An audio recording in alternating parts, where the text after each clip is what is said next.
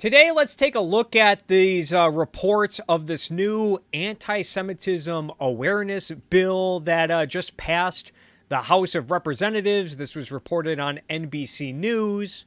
We got the text of the bill right here. And a reason why I want to talk about this is there's a lot of concerns and criticisms and hysteria about this bill. Some of which I actually agree with. I agree with a lot of the concerns and criticisms, which we will get into. But I do think this bill has exposed how a lot of these more popular conservative commentators are rather sloppy with how they cover certain issues and how they approach certain topics. But we will start with this segment from Matt Walsh, who is a commentator over at the Daily Weasel. This guy's pretty big, has 2.86 million subscribers on YouTube. I think he also has millions of followers on Elon Musk's website.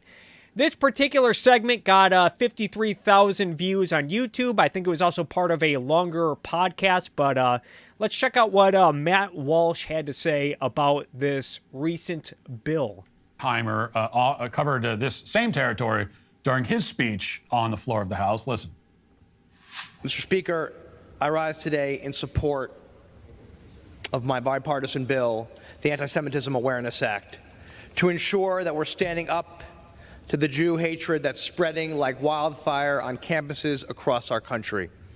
And to be clear, this bill, if you read the bill, it says to provide for the consideration of a definition of anti-Semitism set forth by the International Holocaust Remembrance Alliance for the enforcement of federal anti-discrimination laws concerning education programs or activities and for other purposes.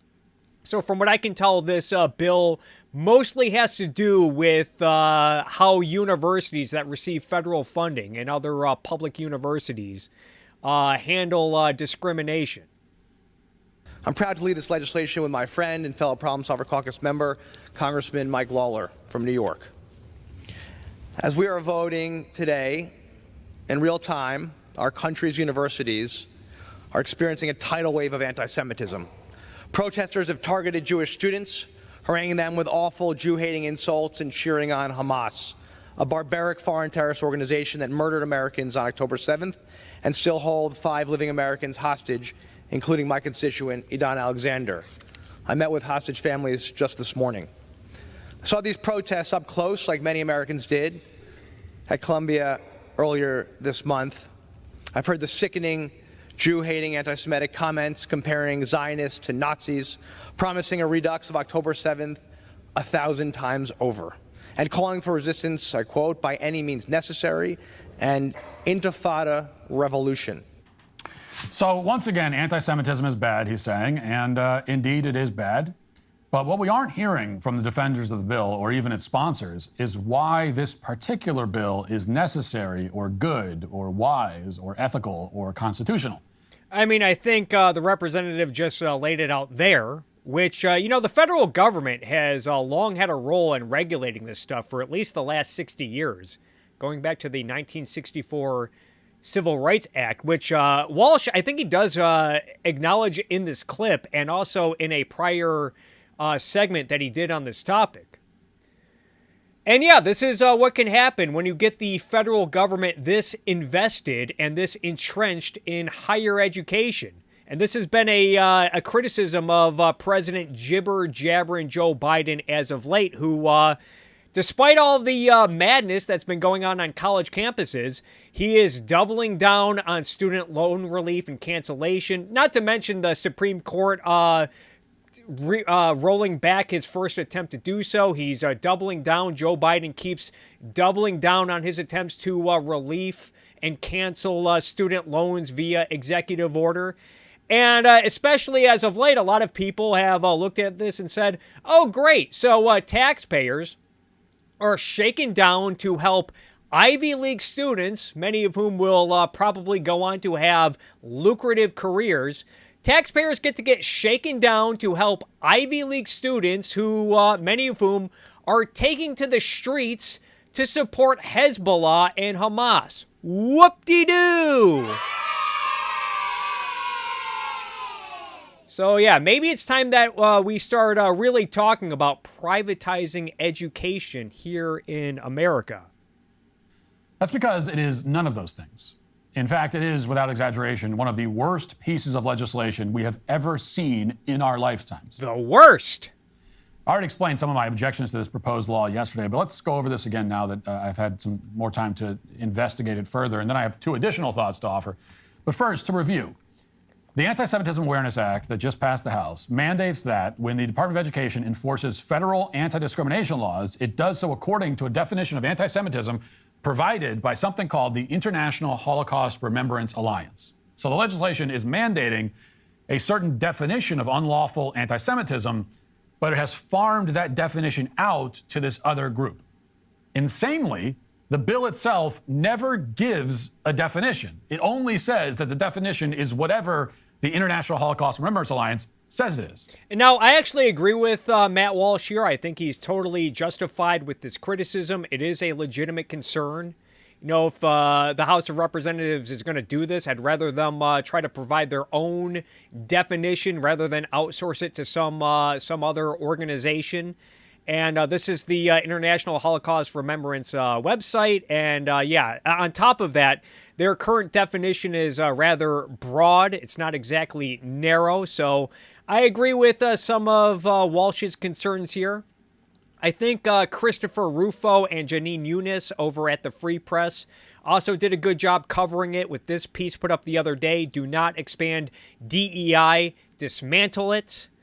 And right here, they note that it's important to note that despite the hysteria of many online, that the Anti-Semitism Awareness Act does not in of itself criminalize such speech. And again, if you read the bill, if you scroll down to the bottom, the bill literally ends by saying, nothing in this act shall be construed to diminish or infringe upon any rights protected under the First Amendment of the Constitution of the United States.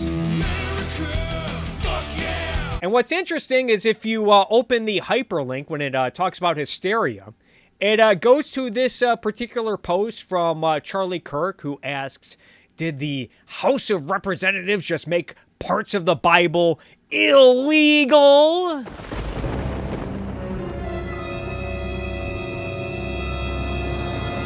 So this is some of the hysteria we're seeing. We're seeing people point to this bill and suggesting that parts of the Bible are illegal.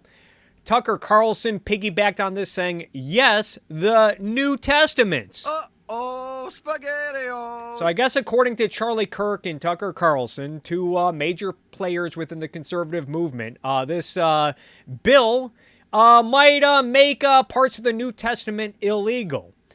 And what I find interesting about all of this, again, I agree with the issue that the definition is too broad and that outsourcing it to an organization that makes it broad is problematic in of itself.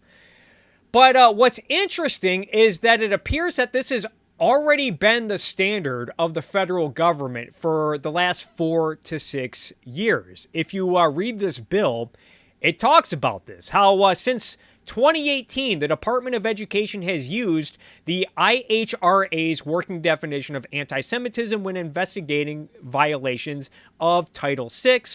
And also on December 11th, 2019, President Donald Trump signed an executive order that extended protections against discrimination under the Civil Rights Act of 1964 to individuals subjected to anti-Semitism on college and university campuses, and tasked federal agencies to consider the IHRA working definition of anti-Semitism when enforcing Title VI of such act.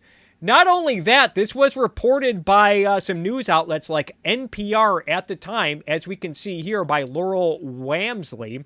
Trump signs order against anti-Semitism at colleges, worrying free speech advocates. This was put up on December 11th, 2019. And in the beginning, it says that he signed an executive order that will make Title VI of the 1964 Civil Rights Act apply to anti-Semitic acts.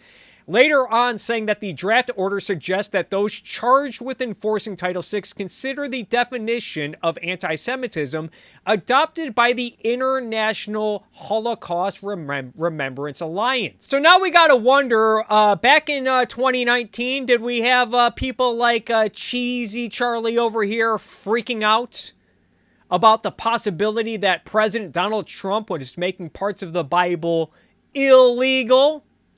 Well, quite the contrary. At the time, Cheesy Charlie was getting on Twitter to use this as a dunk, as a point to score on the left, saying one day after a kosher supermarket was targeted and 6 people were killed, Senator Blumenthal goes on TV to bash Trump's executive order against anti-Semitism, despite voting for the same exact thing in 2016. Democrats hate Trump more than they love America. Then a few days after that, Cheesy Charlie again said, what did President Trump accomplish this week? Well, Democrats debated impeachment. Well, one of those accomplishments, I guess, was an executive order to combat anti-Semitism. Not only that, but I don't know, maybe someone can find me a segment from Fox News from December of 2019, but I don't seem to recall Tucker Carlson getting on Fox News late night to shriek and shrill about how President Donald Trump was making the New Testament illegal, but maybe he did, and I myself just missed it. I also don't recall clueless Candace Owens losing her shit back in December of 2019 about Donald Trump, challenging free speech. Now she's saying Israel has completely overplayed its hand. True American conservatives will never support laws that threaten speech. I don't recall Candace Owens getting bent out of shape back in December of 2019. Speaking of which, considering the way Candace has covered the Israeli-Hamas war as of late, find it interesting that back in 2019, Candace Owens was getting on Twitter warning everyone, saying that we should all be discussing how Alexandria Ocasio-Cortez and Jeremy Corbyn and Ilhan Omar and the rise of anti-Semitism and racism on the left because of how certain politicians like AOC and Ilhan Omar approach the Israeli debate. So yeah, not a lot of freak out back in 2019 over then President Trump's executive order, which did the same thing that this current bill is reportedly doing now. And on top of that, so it's been, 4.5 years since December 2019? And I don't recall seeing any stories about Christians getting arrested for reading the New Testament, or even on college campuses. I don't recall Christians getting accused of anti-Semitism because they were reading the New Testament on their college campus. On top of that, we have seen Title VI of the 1964 Civil Rights Act invoked in some of these congressional hearings regarding anti-Semitism. This one was just from a few weeks ago, talking about how Columbia University, and she was the president of Columbia University was testifying at the House anti-Semitism hearing. And here's what Chairwoman Virginia Fox had to say. Retrograde form of discrimination. Don't take my word for it. In February, Columbia undergraduate Eden Yadiger told the committee, it is impossible to exist as a Jewish student at Columbia without running face first into anti-Semitism every single day.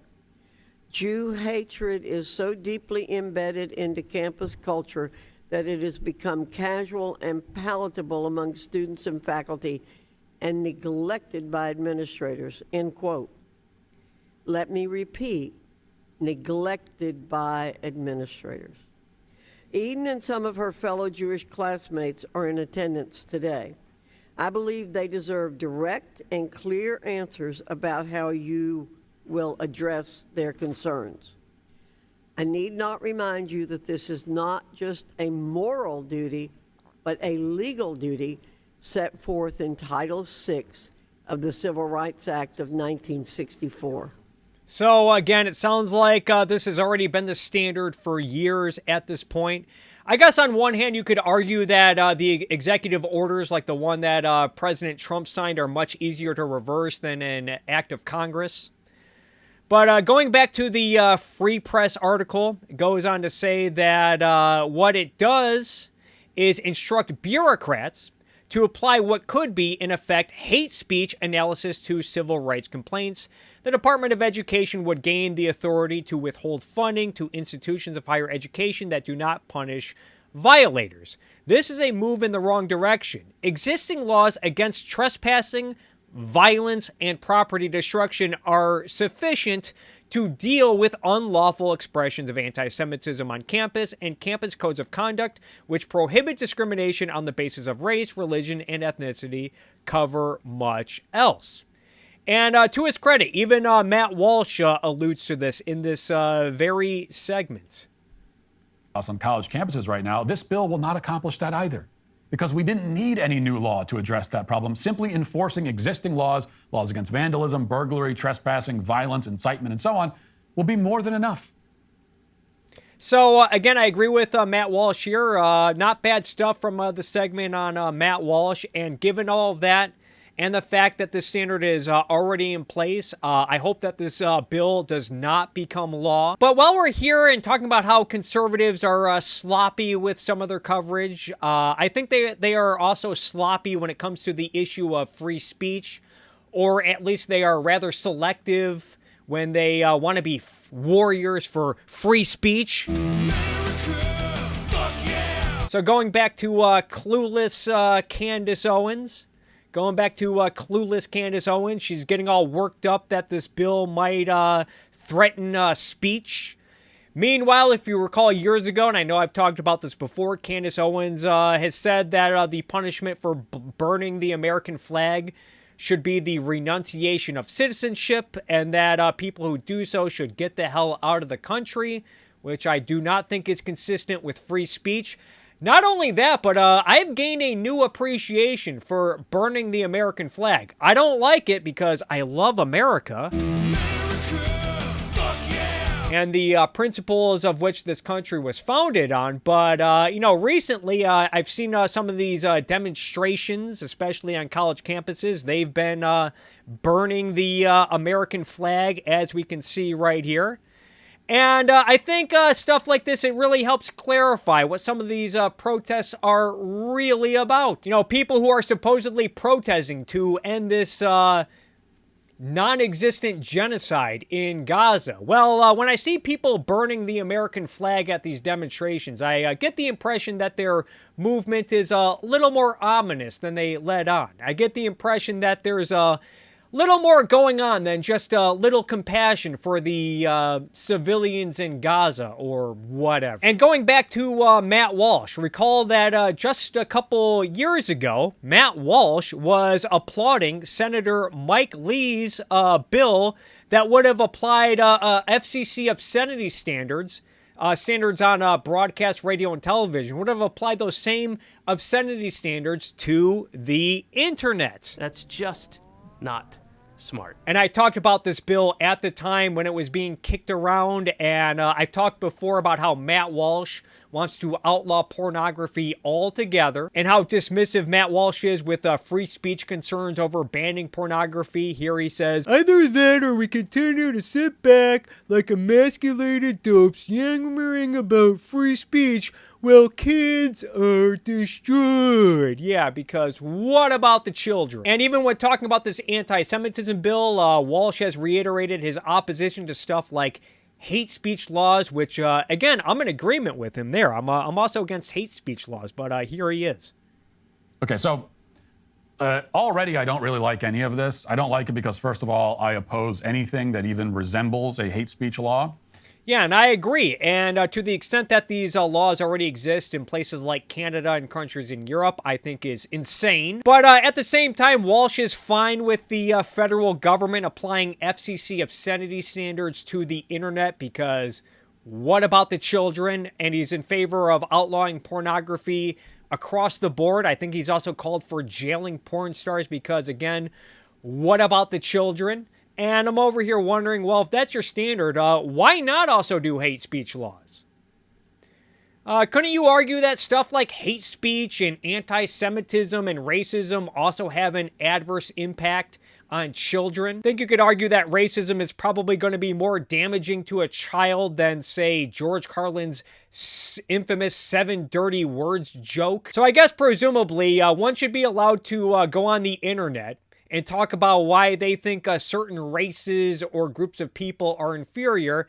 You're just not allowed to call them motherfuckers because, what about the children? Matt Walsh also seems to be a fan of Elon Musk letting Alex Jones back on his website, saying that that's a big win for free speech.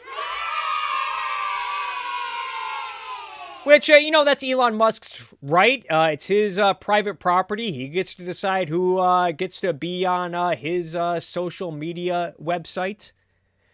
But again, it's totally fine for Alex Jones to spread his crazy ideas, I guess including to children.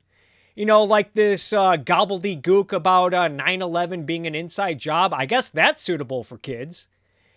Telling kids that the World Trade Center attacks were part of some grand government conspiracy or whatever.